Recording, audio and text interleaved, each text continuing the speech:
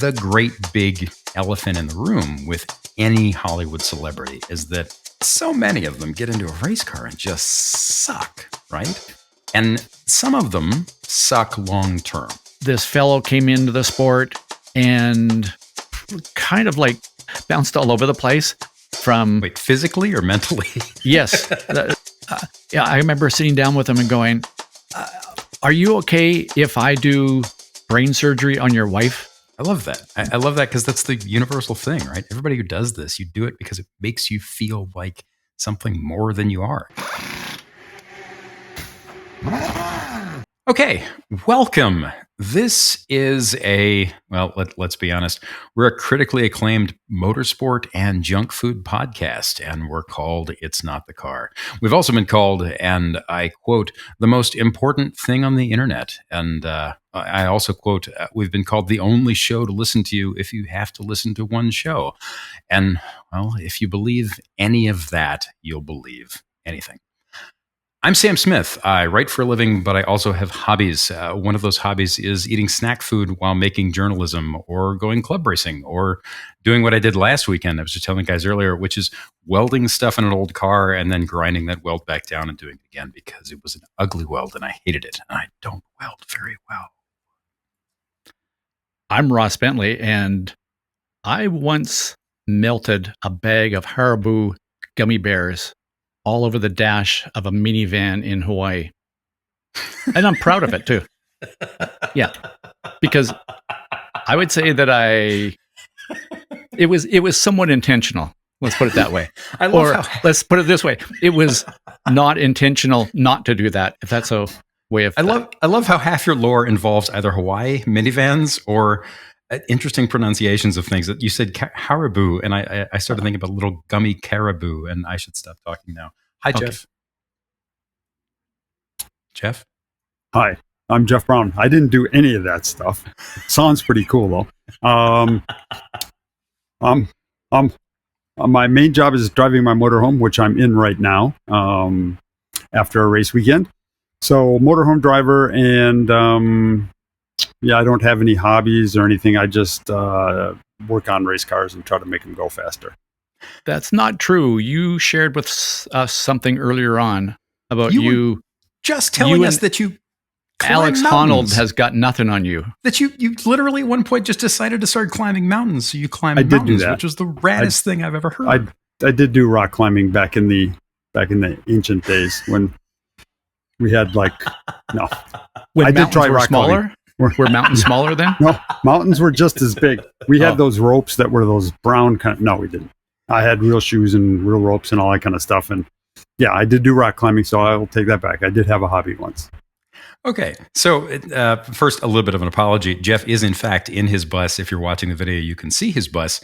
And if you're not watching the video, you may hear a little bit of noise in the background. That's just rain on the roof of his bus because, as he put it earlier when he was apologizing, because this is just the type of guy that Jeff is. He was apologizing because he couldn't turn off the rain, at which point I looked at him and said, what kind of an engineer are you? I tried. If you could control the rain, I would be racing with you every single weekend and asking you, turn it on. I know you. So our show format today it's something Jeff and I like a lot because it hangs on Ross teaching me things. It is called, and this is where we get clever with the words. It's called, again, I came up with this name. I'm very proud of it. Ross teaches Sam a thing. And that thing today came out of a chat we were having a while back about drivers. More specifically, a chat we were having about famous drivers. And more specifically than that, about famous drivers who got famous doing something that wasn't driving. Which means, of course, actors. So when we talk about actors who drive race cars, guys, who can you think of who got famous in Hollywood and then found their way into race cars for fun? What names come to mind? Steve McQueen. I was going to say Steve McQueen's. Yeah, Steve McQueen's at the top of the list for me. Who doesn't like Le Mans, the movie? I mean, that was acting and racing. I mean, man. And the thing is, I've heard people say there was no acting in it. Right, there was none. But I thought it was brilliant. I'm going to say it's my favorite racing The movie. performance by the Porsche 917 won By the several 7th Academy Awards. It was Right. dynamic. Yeah. It was nuanced. There was emotional range in it. Meryl Streep has nothing on anything Piech builds or built. He's dead. So anyway, Steve McQueen is the knee-jerk name. The other knee-jerk name is Paul Newman, right? Everybody knows on some level that those two people got into race cars and were okay, pretty good, did well. But the total list, the big fat list of actors who have somehow matriculated into the wheel of a race car is pretty long. But before we go any further, we have a couple of caveats, right? We're talking here about actual race driving, right? Which means we need to draw a line at the famous folks who only did track days or who only ever ran stuff like the Toyota Pro celebrity race in Long Beach. And I'm kind of stuttering with that a little because I don't remember the exact name of it, but I want to talk about that for a second because that race is one of the silliest, most wonderful pieces of trivia this sport has. And it can be easy to forget it exists if, like me, you're not from Southern California. So if you never saw that race, it was this big weird thing that ran for about 39 years, started in 1977 and it ended in 2016. It ran on the streets of Long Beach before the Grand Prix there, before either the F1 race or the IndyCar races and so on. It used a bunch of identically prepped road cars. They started off with, sponsored always by Toyotas, they started off with Celicas, or although I guess, Ross, can you please pronounce that for me in the native tongue of your, thank you. Celica. The native tongue of the North. Yes. Celica. I put a decal on my Celica. So they started off with lightly prepped, barely prepped Celicas, and it eventually changed to Scions, which was one of Toyota's sub-brands. But it used a split field of pro drivers and TV and movie stars. And in some case, the word star there was a bit of a stretch. But long story short, the stars were generally acknowledged to not be very fast. So they got a 30-second head start as a rule. And my favorite piece of trivia from all of this is that the guy, the winningest driver in the history of the Long Beach Celebrity GP, who was not a pro driver, was Alfonso Ribeiro, the guy who played Carlton on The Fresh Prince of Bel-Air. He won it 3 times as a celebrity in 1994, 1995, and in 2016, but he also won it in 2015 driving as a quote unquote pro, which there was a reason why they stuck him in the pro class. I don't remember. Somebody will probably jump in the comments and say, but long story short, it's not unusual to be racetrack something, Tom Jones joke, whatever. If you watch the show, if you ever watch Fresh Prince, that'll be funny. If you haven't watched it, you'll sit there and probably turn the podcast off right now. But so we're not talking about people who just dumped into the Toyota race. We're also not talking about really wealthy people with car collections who have rented a racetrack for their friends to have a private day of fun. I can't confirm this, for example, but I've been told by a person who knows him well that Jerry Seinfeld did this once. I've been told that it happened at some track that I forget. It was at Laguna or Willow with Porsche 908s and things like that. I've been told it was a hell of a good time. Things like that happen. We all know that's not racing, right? We are talking here about people who've taken a flag, competing under time with either professionals or amateurs who are there to do the same thing. And guys, I need to read this list because I sat down this morning and I came up with, basically off the top of my head, I thought, okay, well, there's a lot of knee-jerk names. Then there's a lot of the subtler names that you really only know if you've been burning through books and movies and TV in this, in the sport and adjacent to it for most of your life. So I sat down and looked out the window and I tried to make a list of as many Hollywood people that I could think of who had jumped into race cars. And this is certainly not the whole list, but this is just a toe into it. So let's kick this off. So first we have Craig T. Nelson from the TV show Coach. We have Patrick Dempsey from the TV show Grey's Anatomy. We have Frankie Muniz from TV's Malcolm in the Middle. We have Tom and Dick Smothers. They had a comedy music variety show in the 1960s. We had James Garner. He was Maverick on TV. He was also Maverick in the movies, and he starred in the John Frankenheimer movie Grand Prix, which is the other big racing movie that everybody points to that isn't Le Mans. Yeah. We have Steve McQueen. He was Steve McQueen. We have James Dean. He was James Dean. He actually died in a race car. We have Eric Bana, who is kind of like I don't know, how do you describe Eric Bana? He's like an Australian Tom Cruise, right? We have Tom Cruise, who is, well, he's kind of like an American Tom Cruise. We have Jason Priestley, who was on Beverly Hills 90210. We have Rowan Atkinson, who is, always will be Mr. Bean. We have Caitlyn Jenner, who was an Olympic athlete who later got famous for other things. We have Tim Allen from TV's Home Improvement. We have Michael Fassbender, who I looked out the window. I'm like, what did he do? All I can think of is, Magneto. And then he was the android in the Alien prequels. And he was also Steve Jobs. Did a really good job playing Steve Jobs. Good job, Steve Jobs. Deep breath. We also have, this is the fun little group. We have Walter Cronkite, who anchored the CBS News, nightly news nationally for 19 years, told the world Kennedy was shot and that we had landed on the moon. We have Gene Hackman. He got very, very angry very well in movies. And we have Adam Carolla, who is very good at being loud. Last but not least, this one took me a minute, but it occurred to me that Paul Walker did some time trial stuff before he died. Can you guys think of anybody I didn't name? Oh, wow. No. No. I can't. That's a much longer list than I would have came up with. I'm a giant nerd, Jeff. And to be fair, Sam, you're asking somebody who, I've seen 3 movies in my life. Really? So half of those people's names I probably I'm not even sure I recognize them all. So does Tom Cruise mean anything? That one hit, right? He invented cruise control for the car. True fact. That happened. Right. That is actually what happened. Yeah. This is good. I'm impressed. Yeah. So what else do you guys know about the Toyota Long Beach race, the celebrity thing? Oh, so I just want to say, to me, it was one of the most brilliant things. I don't know who, there was somebody in a marketing department that said we should do this thing. I was absolutely brilliant because, first of all, I don't know of anybody that actually says, the pro celebrity race at Long Beach? No, it's the Toyota pro celebrity race at Long Beach. And think about how many times I don't watch a lot of TV and movies, but there have been times where somewhere, I don't know, I'm in the grocery checkout line and on the front cover of a magazine, there's some actor or actress who is in a driving suit because they've just raced in the Toyota celebrity race. So think about the publicity that thing generated. Brilliant. Sorry, Jeff. Yeah. And I got to say, I've been to Long Beach racing and coaching many, many times. And a lot of times it's like, oh, guys, we got to go. Stop work. We're going out to a corner because we're going to watch this. This is going to be fun. Somebody's going to put a car on the roof. A roof of the hotel.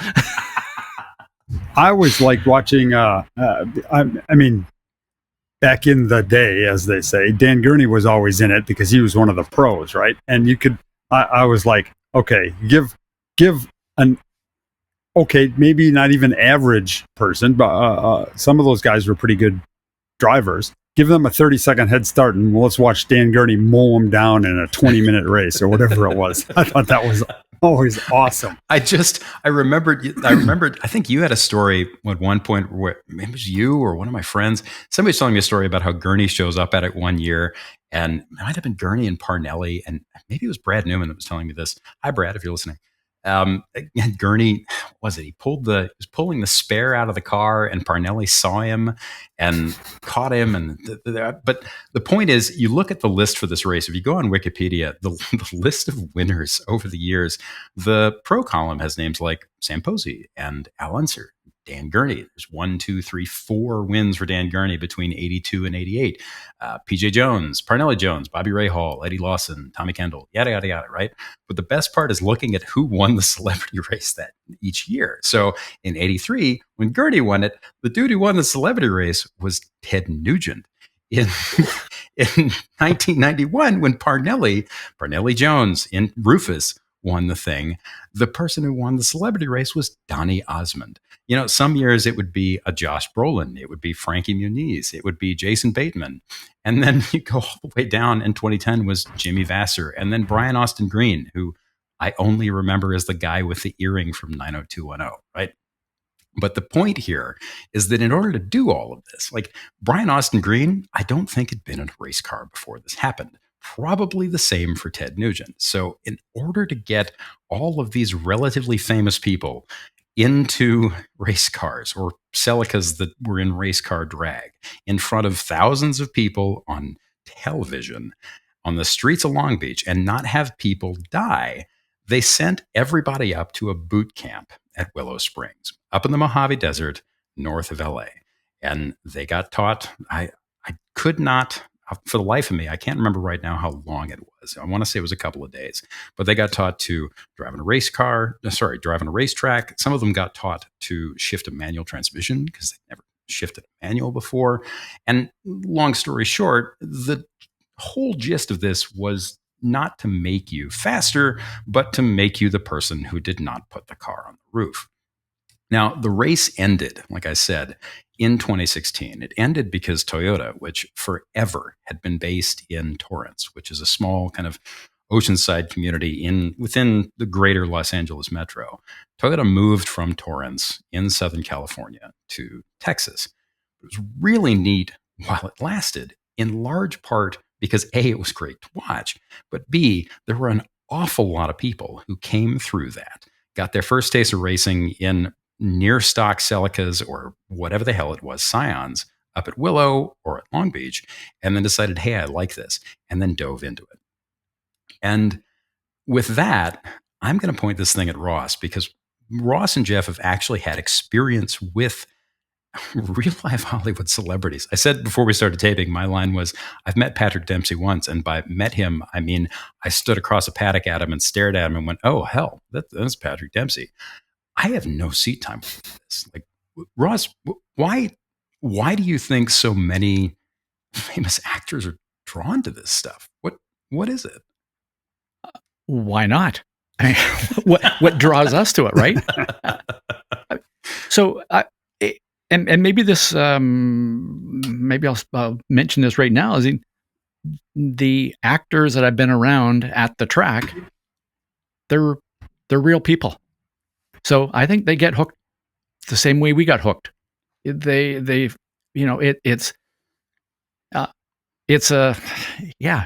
racing. So I think that's the biggest thing. And then it's an outlet for them.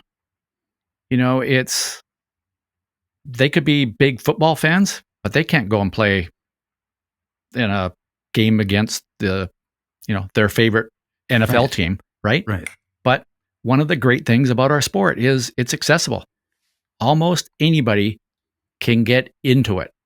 I'm not saying that on it. I'm going to say, obviously, I believe that to be at the top of our sport, you have to be as special as any other special athlete in any other special sport, right? So, but I think it's a way for them to go and be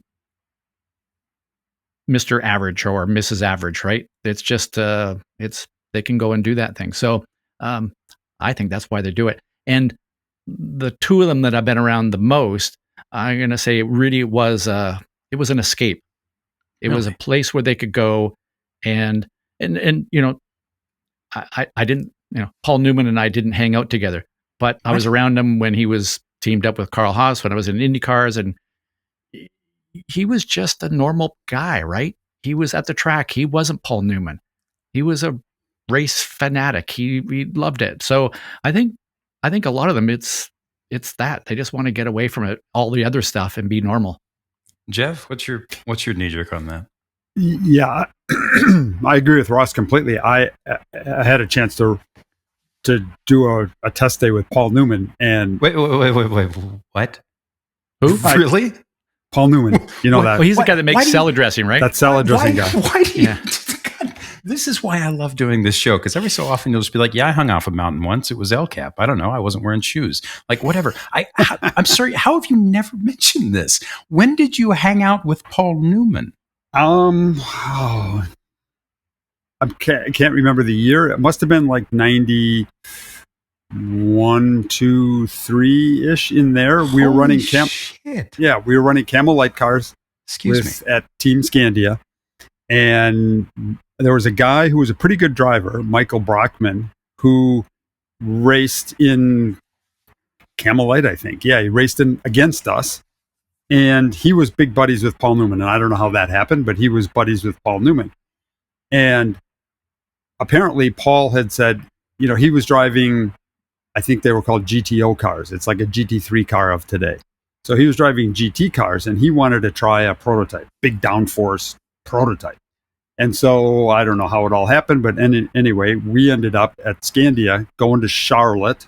They had the infield track like the NASCAR cars run on now. We went to Charlotte, brought our car there, and did a test day with Paul. And we set the car up, and there was a trailer, like one of those star trailers where, like on a Hollywood set. And we got there, and all of a sudden Paul comes out of his trailer, and he's like shaking hands and everybody, and thanks for coming, and da da da da. And I was talking to him, and he's like, "Man, I hope I don't screw this thing up. This looks really fancy, and I've never driven one of these." And he said, "Let me go."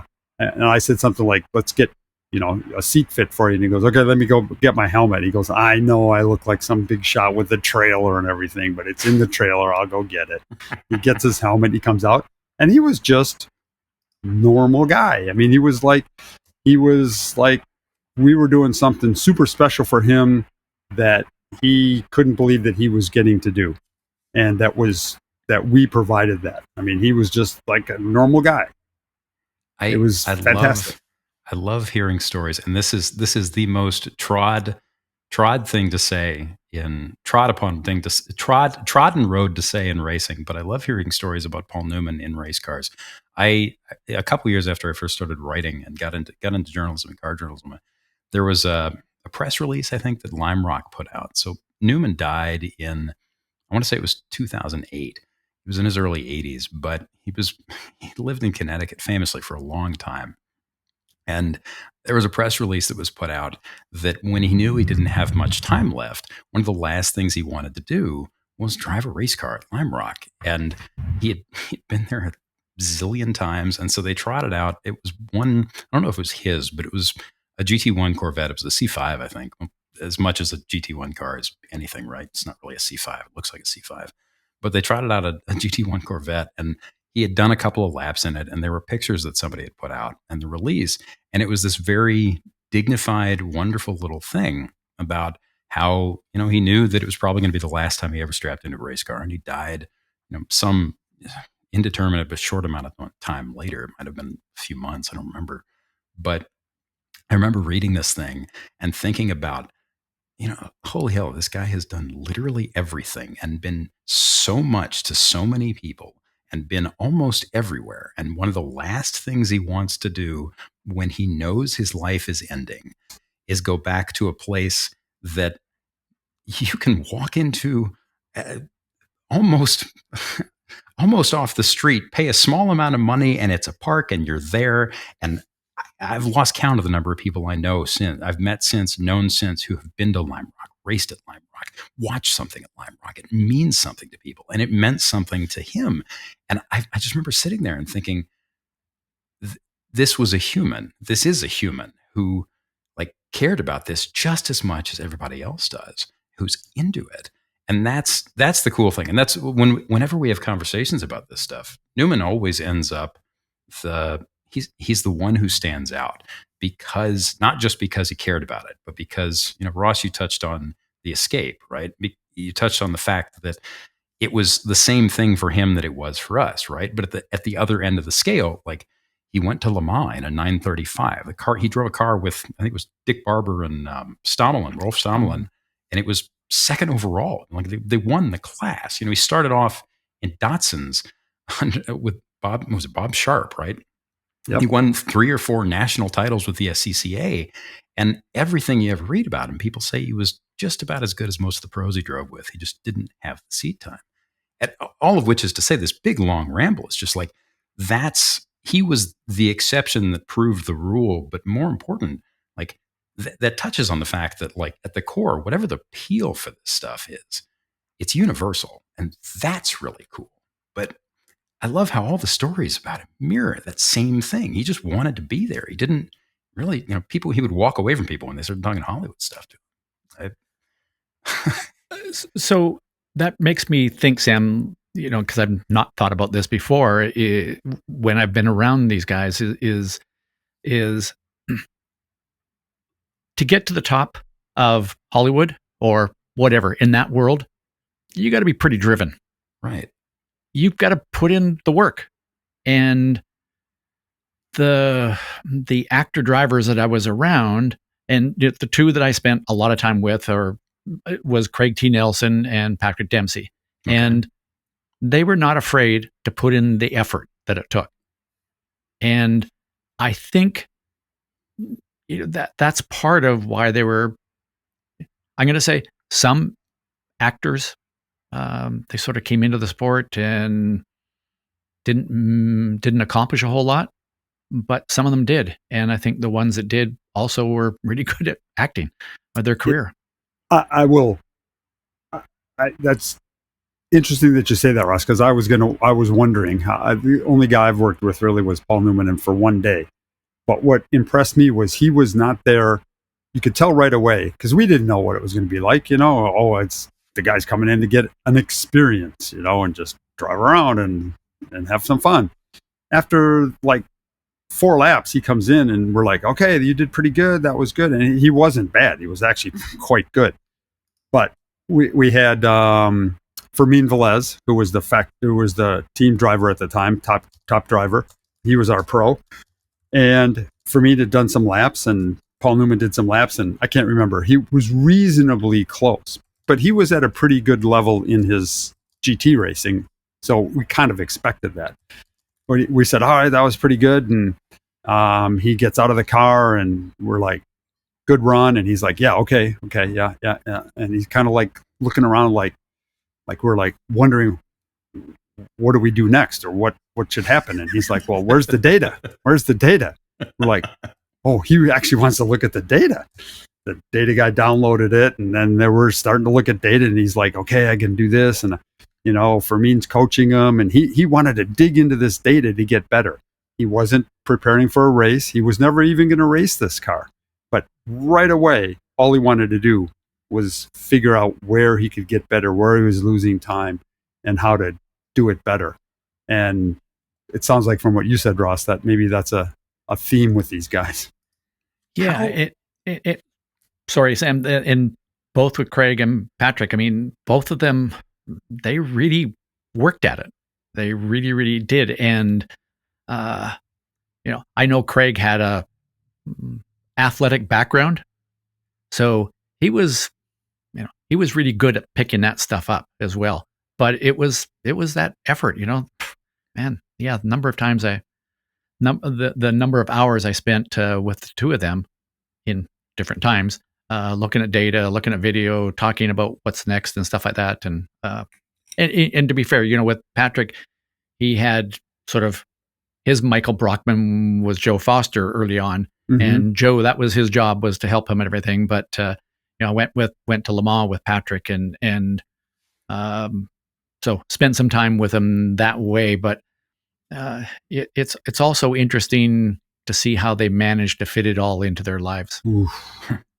Okay, so I had to look this up earlier because I know you, and I had forgotten about the Craig T. Nelson thing, but I knew you had spent some time with Dempsey. So I had forgotten his resume was as broad as it was. He had 4 starts at Le Mans and finished second in class in 2015. And that same year, he ran the full WEC season. He's podiumed in IMSA, including at the Daytona 24 in Sebring, and raced in American Le Mans, Grand Am, Maserati Trofeo, Continental. Where did you meet him in that arc, and what was he like when you met him? How long had he been doing it? I guess I met him in would have been 2009, 2010, in that range. It was his very first Le Mans. Really?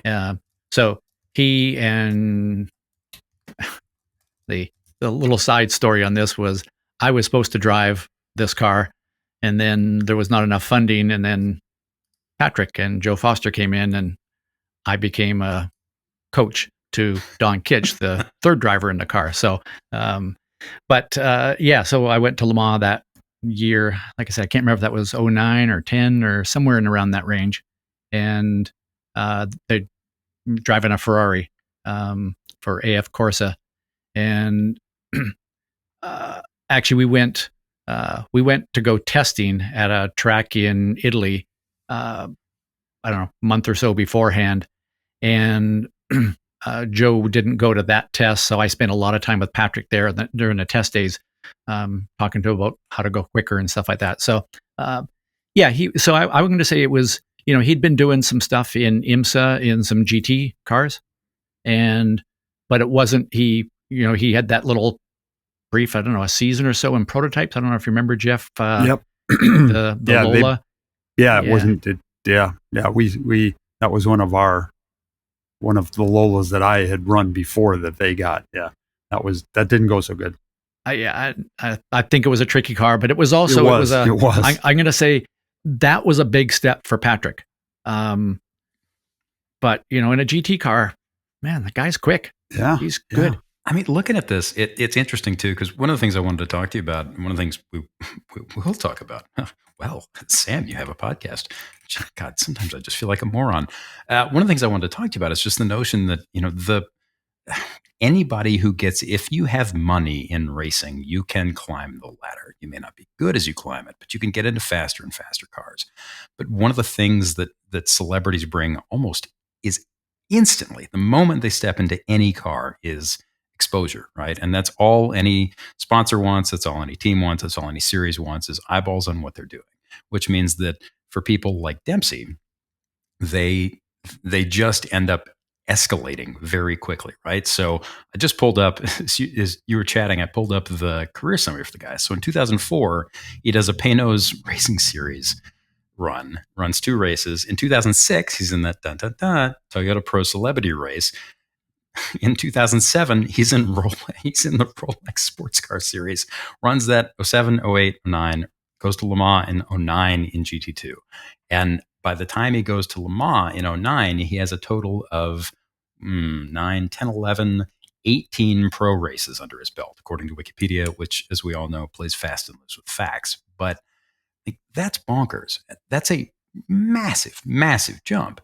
And that gets to the thing that I think is at the core of this, we haven't touched yet, is like the great big elephant in the room with any Hollywood celebrity, is that so many of them get into a race car and just suck, right? And some of them suck long term. Dempsey is not one of them. Dempsey wasn't, he wasn't Mario Andretti, but the system is almost primed to everything that they have, every advantage they have, from exposure to money to instant access to cars to theoretically a large amount of test time and getting used to things, is also offset by the amount of attention that is paid to them. Every single time they screw up, somebody makes a joke about it. It makes national news. If Michael Fassbender, puts a car on its roof and then a car on the roof of that car and then a car on the roof of that car, he becomes a laughingstock. It impacts his career, yada, yada, yada. Going all the way back to the very beginning of the sport. But, there are famous moments like that where, in the 1980s, when Tom Cruise got into the SCCA, the joke became that SCCA stood for See Cruise Crash Again, because he was too aggressive, never slowed down. He was always running at 1,000% all the time, wouldn't listen, and kept just plowing cars into things. So what is it about the way, how are people from that background primed to not succeed, right? What is it? Is it time commitment? Is it distractions? How are they set up to not, even if they have talent, to not take advantage of it? At least what you've seen. The word that comes to mind is expectations. They come in with big expectations. And I'm going to say some of this just comes down to who they are and how they think, right? I think that Paul Newman, and certainly my experience with Craig T, was they came in with modest expectations and came in and going, this is going to be a challenge. I'm going to have to really work at this. And they did that. And I wasn't around Tom Cruise, so I don't know, but I could see how it'd be very easy for somebody at a Tom Cruise level in that world coming in with massive expectations of, look, I've conquered this world over here, so I'm going to go and conquer this. And Jeff, you and I have seen more than our fair share of gentleman drivers who have been super successful in business, who have conquered the business world. Now I'm going to go and conquer race car driving. So they come in with this massive expectation and then maybe are not willing to do what it takes to make that happen. And it takes patience. I'll give you an example. I remember a bunch of years ago, this fellow came into the sport. He was a neurosurgeon and kind of like bounced all over the place. Wait, physically or mentally? Yes, maybe not mentally, but bounced off other cars, bounced off of that team because that team didn't do good for me. This series is not right. Like everything was somebody else's fault. And I remember sitting down with him and going, "Are you okay if I do brain surgery on your wife?" Because I've used a butter knife onto my toast. I can't remember exactly but it wasn't until he kind of went, "Oh yeah," and I know that seems so basic, but I think when somebody comes in with the wrong expectations, in the case of this surgeon, came in with this, I can do surgery on somebody's brain or spine or whatever. I should be able to do this, and I should be able to do it like right now. And you kind of got to go, well, how many years of practice did it take you to be that good a surgeon? And they weren't willing to, they didn't have the patience to do that. And then, like you said, a lot of these actors come in and the moment they make the smallest mistake, people want to poke at that. And unfairly, I think. So you touched on the CEO mentality, and that's one of the things I have had exposure to, right? Matt, you spend enough time in automotive journalism, spend enough time around people who have the iron that it really only takes a lot of money, can only be had with a lot of money. And you encounter a lot of people who have spent careers at the absolute peak of business, right? I've lost count of the number of actual millionaires, deep millionaires I've been around, but I've been around more than a handful of actual billionaires, right? And there is something about that lifestyle when you are in a little bit of a bubble, when you spend most of your time in something like an ivory tower, and when people around you tell you constantly that everything you're doing is great, and then you get into an environment where the numbers and the data and the lap time are really all there is, and it doesn't matter what happens, you can't argue with that. Do you see cognitive dissonance like that a lot in the two? I mean, is in the two groups? I mean, how's that work? Yeah. I mean, it is. That's the disconnect. And again, the ones that I was around who stayed in the sport a little longer didn't have that. Like I said, they came in, I don't know, humble maybe is the word, more realistic.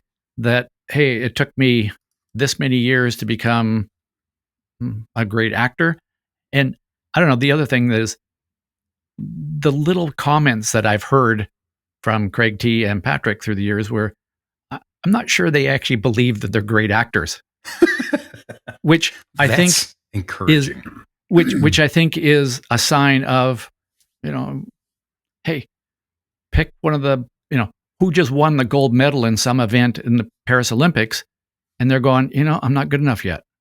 Like, that's what drives the best. And yep.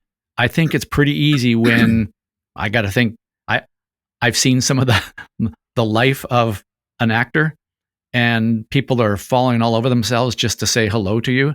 I got a funny story about that. I can see how it would be hard not to end up with a big head going, I'm the greatest. And maybe that's what got in the way of Tom Cruise, for example. That could be. I mean, Michael Brockman, when I was doing that one day with Paul Newman, he mentioned, he's like, because the track was closed, there was no announcements, nobody knew that it was Paul Newman at the racetrack. It was just us. And Michael Brockman said he loves this. We were look at data or whatever, trying to really dig into it and get better. And he said he loves this because there's no BS. his whole life is BS. Oh, you're so good. Oh, you're so fantastic. Oh, that was a great take, or that was a great movie, or blah blah blah. Because they want to get close to him and be with him and stuff. Brockman said, "There's no BS on that data. He's either better than Fermin Velez in that corner, or he's not. And there's nobody can say, oh, you did a really good job,' because he can look at the data and go, heck no, I did not." So he loved that part of it, is what Brockman said. So what was? God, there's so much to tie in there, right? And also, like, again, it goes back to the whole thing about what we find compelling in the fact that for me, for you, for Jeff, for anybody else, even the people who do it and don't seem to like it while they're doing it. Which, man, there's a joke in there somewhere.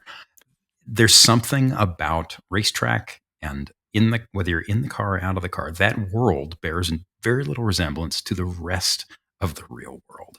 And it lets you unplug while focusing immensely on something. And that's the same thing that you hear people talking, hear from people who rock climb professionally or as a hobby, from people who, play music professionally or as a hobby, anything, motorcycling, anything that anybody gets really, really deep into that requires zone focus and something like turning off the rest of the world.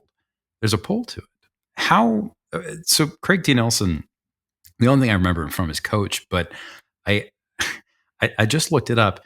Between 1994 and 97, he made 24 WSC starts, including Daytona and Sebring. Where did you meet him in that arc? How did you get to know him?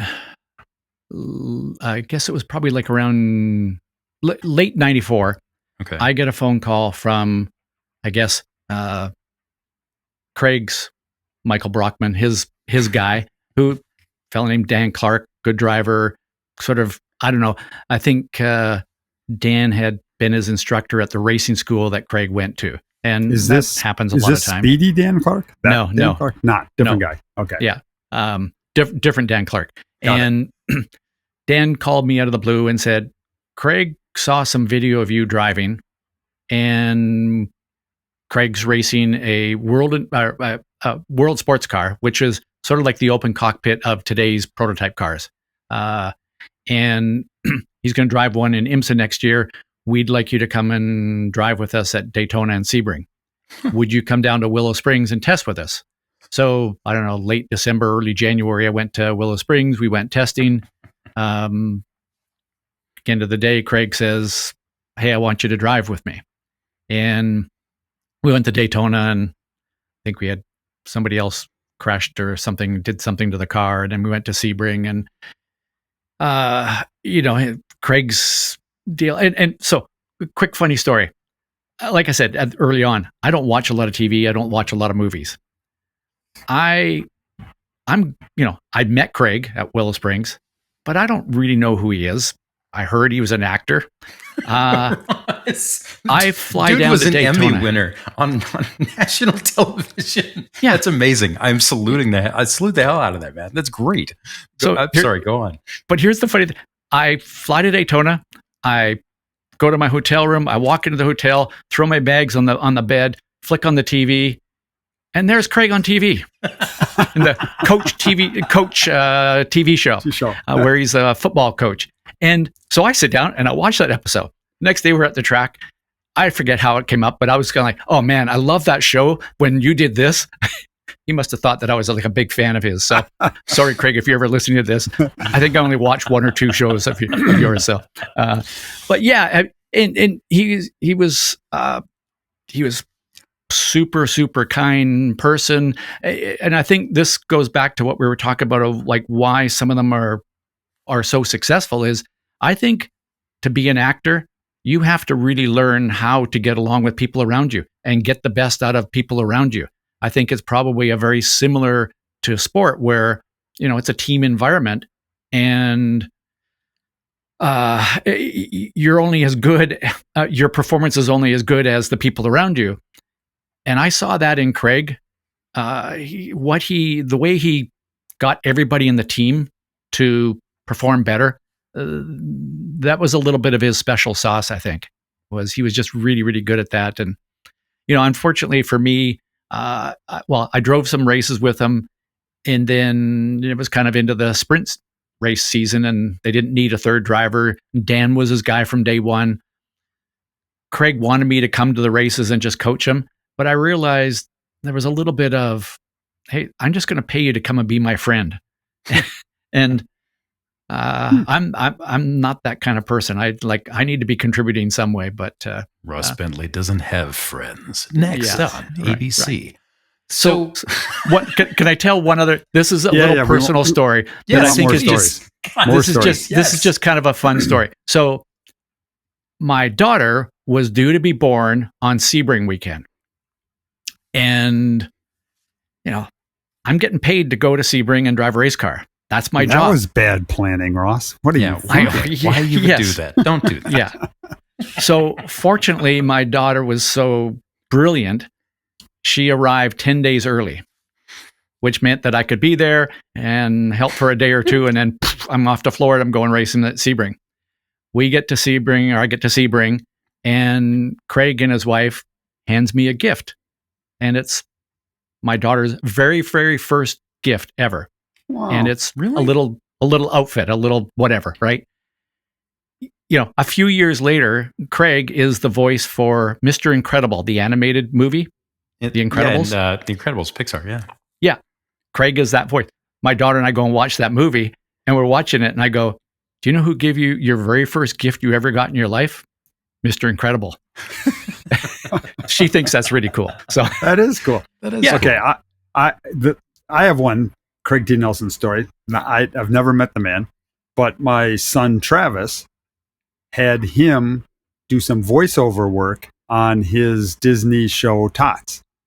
And so Craig T comes in, and Travis tells me, and we always loved him. I know Coach and all of that, but Parenthood, where he was Zeke Braverman, that was the best. That is a great show.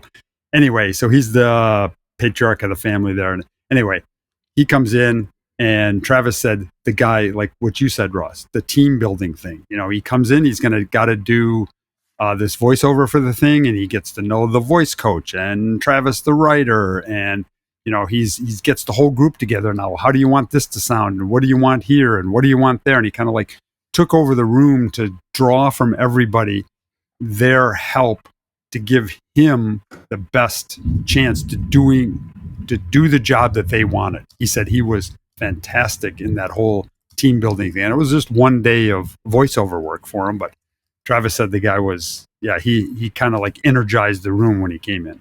Yeah. So now I got to tell my funny Patrick Dempsey story. So we go to Le Mans, where Patrick and a bunch of the team and other drivers, where we go to some really nice restaurant in Le Mans, and we're sitting kind of at a table sort of at the very back, because that's kind of what you had to do with Patrick, because you think he's popular in North America. It's crazy in France. And this is at the height of that show's popularity, right? Oh, There was a period where it seemed like every 5 minutes he was on the cover of People magazine. Like he was as hot as one of those people gets. I mean, yes, he was hot, but also like he was a big deal, right? Yeah. So we're sitting at this table, and there's got to be, 10 or 12 of us. And all of a sudden we hear this, Patrick Dempsey, Patrick Dempsey. This woman out on the street, her and her husband are walking along, and she looks in the window and sees him sitting back at a table in the back of the restaurant, and starts just screaming his name and going like crazy. She comes into the restaurant, and she comes up to the table, and she goes, can I take a photo with you? And Patrick was, I got to say, unbelievable with how he managed all of that stuff. But he did say, he says, would you mind? We're having dinner right now. Would you mind if I'll come and take all sorts of photos with you when I'm finished dinner? And this woman said, okay. She went out and stood on the sidewalk outside of the restaurant. And, it was turned into one of those dinners you have in France that last like 2.5 hours. Yep. She stood out on the sidewalk outside of the restaurant for like 2 hours waiting for him. Wow. And then he came out and took photos with her. And I remember saying, I said, do you ever get tired of that? And he just looked at me and says, I sure hope not, because this is what pays for all of this. Yeah. So there was a down-to-earth, real person race driver right there.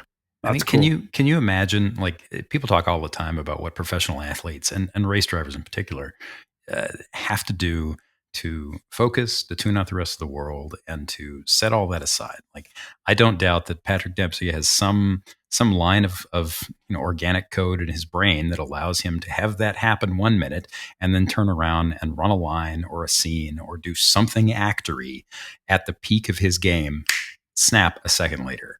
But can you imagine having to take that same skill and then adapt it to getting into a car at Le Mans 3 a.m, knowing that as you literally walk through the paddock at 2 or 3 a.m, somebody might stop you. I mean, probably not, because racing people tend to pull the Paul Newman thing and leave people alone, but there's still the chance that somebody's going to be like that with you. How did you ever talk about how do you turn that off? How do you switch focus like that? Well, that's a skill, an ability that every top performer in the world can do. Yeah. They've got to be able to turn it on, turn it off, because, and in fact, the turning it off part, like, okay, I'm in a race car and I'm totally focused on this one thing, which is why any of us that drive on a track, because it's the most relaxing place in the world, because that's all of our focus is in one place. But it's just as important for a Max Verstappen or a Scott Dixon or whatever to get out of the car and be able to turn that off for two reasons. One is for the team and for the sponsors and for the media and for the fans. And then there's maybe even almost another level of turning it off for their life. Like when they go home, they're just normal people. And I know drivers who are not able to turn the race driver brain off. And I think they burn out quicker. Maybe burnout is maybe not the right term, but really? The best are able to realize they have some balance in their life. And, we always, that work-life balance and, all that kind of stuff. No, it's if all you ever do is think about driving and about racing, it burns a lot of energy. And when you come back, you don't have enough energy left. And I think that's what some of the best drivers do. So I got to think that, and, maybe this goes back to your first question, Sam, of, why do they do this? I think it's a way for them to, maybe when they go back to their job as actor, they've got more energy for it. Oh man, I was thinking about it, that I feel like a doofus. I was thinking about it the other way. That's a really good point. And in retrospect, I feel silly even asking the question to begin with, why they do it. Well, of course they do it for the same reasons everybody else does it. They're people, and we're so trained to, in so many ways, think of anybody who operates at that echelon of fame as not being a person. Like Paul Newman could walk into a Walgreens in the middle of North Dakota in 1976 and get mobbed, or do it in China or anywhere else in the world. Like the fact that all that really does is that's a hat you wear. That's not, that's not fundamentally who you are. Should have backed up. Go ahead. So to me, there's this mental programming piece. That's the best have this ability to, okay, switch on that program. Now I got to switch on this program. And I saw Patrick and Craig both do that at a very, very high level. And yes, I mean, their distractions, man, there was one time where Craig and I and Dan were walking down the street, the main drag in Watkins Glen, and it's on Saturday night. And it was that little town is it's buzzing on a Saturday night. Right. And we're walking along there, and I turned to Dan and I say, Dan, you and I could be walking naked and nobody would know. Because all everybody sees is Craig T. Nelson. And, in the grand scheme of things, Craig is not quite as big a deal as, I don't think he was ever on the cover of some magazine as the sexiest man alive. You think about Patrick that. Was, so yeah. You think about that. I've been within, I mean, not arm's length, but probably spitting distance of Jerry Seinfeld 3 or 4 times. I mean, naturally it was all at Porsche events or Pebble, but one time was at Rennsport Reunion, another time was one of the first Luftgekults in the air-cooled Porsche gatherings in LA. And both times I felt really sorry for the guy. Not that there's any reason to feel sorry for a man who literally has a hangar full of Porsches. I visited that hangar once. It was very strange. But at the same time, I was walking around, I think it was Rensport, one of the first, or might have been the first or second year, it was at Laguna, where the paddock at Laguna is filled with nothing but unobtainium Porsche stuff, to the point where, over here under this tent is the Porsche Salzburg 917 that won Le Mans. And oh, look, there's a center seat RSK. You almost tripped over it because you were too busy looking at the stack of 962s over there. And there's more of them than you have fingers, right? And in the middle of all that, was a dude in a ball cap and sunglasses who clearly loved the mark just as much as anybody else. And yet the moment he so much as, took a blink of a pause to stop and look at something, he could be walking through the paddock and people would give him a little bit of space. But if he stopped, the crowd, it didn't form, it materialized. It was like, boom, suck, 1,000 people standing around him. I mean, it wasn't 1,000, it might have been like 50. But you see that thing happen in an instant. And I just felt sorry for the guy, because sometimes you just want to walk around a car show or a racetrack and just be like, oh man, this unplugs me in the same way it does anybody else. It's hard to wrap my head around that being taken away from anybody, much less, me, right? That must be terrible. We, one year at Daytona, we happened to be pitted right next to Patrick Dempsey. And we could not, I mean, I'm sounding like this is a big problem, but it was a big problem. We couldn't get our tires in and out of our tent. We couldn't get our spare bodywork in and out of our tent. We couldn't get out of our tent to go to the bathroom before the next pit stop, because the whole thing was jammed with people, spectators behind the fence, and the press and everything wanting to get pictures of Patrick and all that kind of stuff. And so we were, collateral damage of that. I can't imagine being him. So, Jeff, are you sure that all those people weren't lining up to see you, meet you? Yes, I'm absolutely 100% sure. I'm not sure of many things, but that I am sure of. Okay. So can I share a bit of what I think is their magic? And, this is based on a sample pool of 2 that I've worked with enough to know that this is something happens here. And the very first time talking to Craig, and we're at, I can't remember if it was Daytona where it was, but I'm like, here's next session. I want you to break at the 3.5 marker rather than the 4 marker. So the 3.5 marker. And when you get to the end of the curbing, turn in, and the apex is right about here.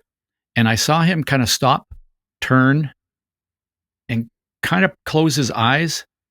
And then it was like he was rehearsing for a part in a movie. Yeah. And then he went out and played the part of that race car driver. And boom, just like that, did exactly what I said. He was one of the quickest learners I've ever worked with. And I think, and then it was actually the time that we were at this test track in Italy prior to Le Mans, where I said to Patrick, do this, this, and this. And he did the exact same thing. And I went, these people have this ability to take these words, put it into this action. And, then they just went and played the part of this person. They went and played the part of this race car driver. That reminds me of one of the things. I'm now going to quote Ross Bentley, which I never get to do, and I'm very excited about.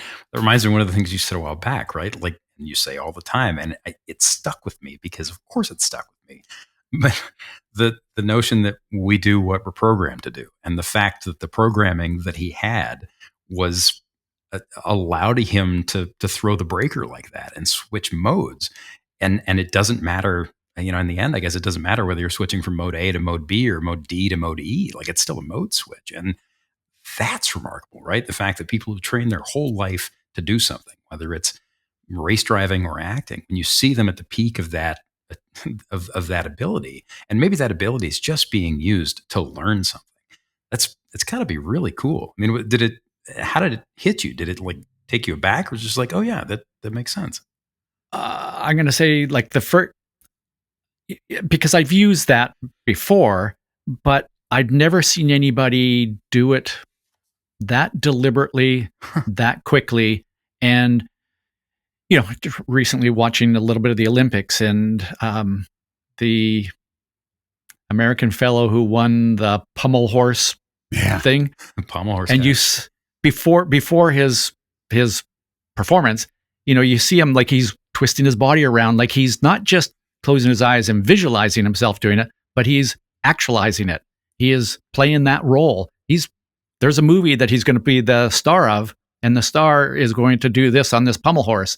And that's what great performers do. And I got to say, that's probably no difference between an actor, a race car driver, a gymnast, a musician. Well, on that note, I want to end on one thing, because we're very almost out of time. But I want to end on one of my favorite quotes from the entire sport, and it's been a favorite of mine since I was really young, partly because I can identify with it. But it's a Paul Newman line. And remember, this is a dude who, at his peak, the man climbed into, he had a whole other day job that consumed 360 some odd days of his life, whatever the hell it was, every year. This is a man who, at his peak, he climbs into a 500 plus horse, 200 plus mile an hour turbo tube frame 911 at Le Mans, one of the fastest road racing cars on the planet at the time. And he did well. And the line is, I was never any good at sports, and I dance like an elephant. Racing is the only place I ever found grace. And if you've read anything about Newman, you can almost hear it in his voice, right? But I love that. I love that because that's the universal thing, right? Everybody who does this, you do it because it makes you feel like something more than you are, even if it's in a very small degree, right? And to point out the obvious here is we are involved in a very special sport. Paul Newman could not do that in football. He couldn't do it in tennis. He couldn't do it in golf. Motorsport allows that to happen. Which is neat, because in so many ways, the sport is such a closed door and such a weird ladder with broken spokes, and such a, the only way to get through, we beat this into people's heads all day long, is money, money, money, money, money. And yet, there are so many things about it that make it unlike anything else. And on that, we are now at the end of our appointed hour. And ever since we did that 2-hour centerpiece stretch episode on the Shelby Daytona Coupe, our producer Mike has said that if we do anything like that again, he's going to come to our houses individually in the middle of the night and sit around on the porch until 4 a.m, blowing those canned air horns that DJs always use. The ones that go, meow, meow, meow, meow. And I guess that's going to be like revenge or something. I don't know. It sounds terrible. And the point is, Mike very rarely threatens anybody, so we're probably going to have to listen. But it's now time to read us out of the show, and I'm going to switch it up, and I'm going to have Ross or Jeff read us out. Guys, which one of you wants to take it? All right. I was going to say the engineer raises a hand. This is like a race to last place. To last place. This is a slow race. We used to have those on our bicycles when I was kids. Who could go the slowest without tipping over? Yeah. I guess I'm about to tip over. Jeff, you got the script, man. Send it. Be my guest. Okay, well, first of all, I'd like to say I have not programmed this. I have not read my lines. I am not Craig T. Nelson or Patrick Dempsey. This is going to be the worst performance in the history of humankind. But here we go. All right. And I am reading this off the teleprompter, which is my phone. It's Not the Car. It's produced by us. All three of us right here. The one and only Mike Perlman is our executive producer. He basically does all the hard work. Sam's the show's creator. He thought this whole thing up and dragged us into it somehow. It's all my fault. For more on bonus content perks, and future live events, you can subscribe to our free news feed. Free stuff's great at patreon.com/notthecar. That option is at the 3 little dots, we've all seen those, on the upper right side of the screen. If you like this episode, that would be amazing. I can't see why you would, but and you'd like to support what we do here, check out that same Patreon link and click Become a Member. We need more members. If you're enjoying the show, please share it with 2 or 3 or a million or 2 or 3 million who might enjoy it. Share it with the whole internet. Just don't stop at 2 or 3 million. The whole spam mail to your entire company. Just do it. That would work too. Do it. That would work too. Your recommendation makes a huge difference, and they really do help us keep It's Not the Car on the air. That's not BS. That is really true. As always, thank you for listening and have fun. Thank you, Jeff. Jeff, you ruined my life. Because now the pressure's on. I have to ad-lib like you did. Oh yeah, Bentley's going to have to do it later. All righty, I'm going to click the stop button. Have fun.